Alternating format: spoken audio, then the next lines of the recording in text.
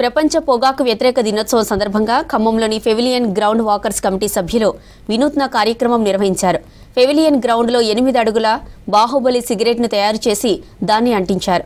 పొగాకు ద్వారా ఉత్పత్తయ్యే పదార్థాలను వ్యతిరేకిస్తున్నామని కమిటీ సభ్యులు చెప్పారు. సిగరెట్ల నుంచి వెలువడే పొగ వల్ల మనిషి ప్రాణానికి ప్రమాదమని కమిటీ సభ్యులు ఆందోళన వ్యక్తం చేశారు.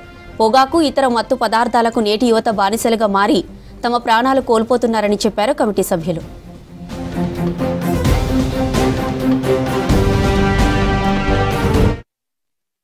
దాదాపుగా ఈ పొగాకు ఉత్పత్తుల వల్ల వినియోగించడం వల్ల సుమారు 80 లక్షల మంది చనిపోతున్నారు. దాంట్లో 10 లక్షల మంది అమాయకటువంటి భారతీయ పౌరులు ఉండడం చాలా శోచనీయం.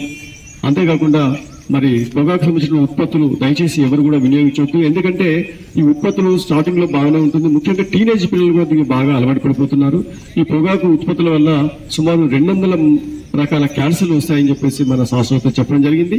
అంతేకాకుండా కాలుష్యకరమైనటువంటి ఇటువంటి పొగాకు వాసన పీల్చడం కూడా చాలా మంది బాధితులుగా క్యాన్సర్ బారిన పడే అవకాశం ఉంది. ఒక్కళ్ళని మాన్పించినా కూడా మన జీవితం ధన్యమైనంటే. నేను ఖమ్మం వరంగల్ తిరిగేటప్పుడు ఒక అతను గుట్కా తినేవాడు. పక్కన ఉండి గుట్కా తింటుంటే నాకు ఎలర్జీగా ఉండేది. అరే బంజేరా అని ఎన్నిసార్లు రిక్వెస్ట్ చేసినా కూడా నన్ను లెక్క చేయలేదు అతను. ఓ రోజు మా ఫ్రెండ్ ఉన్నట్రా ఎంజిఎంకి పోదామని, ఎంజిఎంలో గుట్కా వార్డ్ అని ఉంటుందండి. ఆ గుట్కా వార్డులో నేను పోతే అసలు ఎవరు పోయినా కూడా తట్టుకోలేము.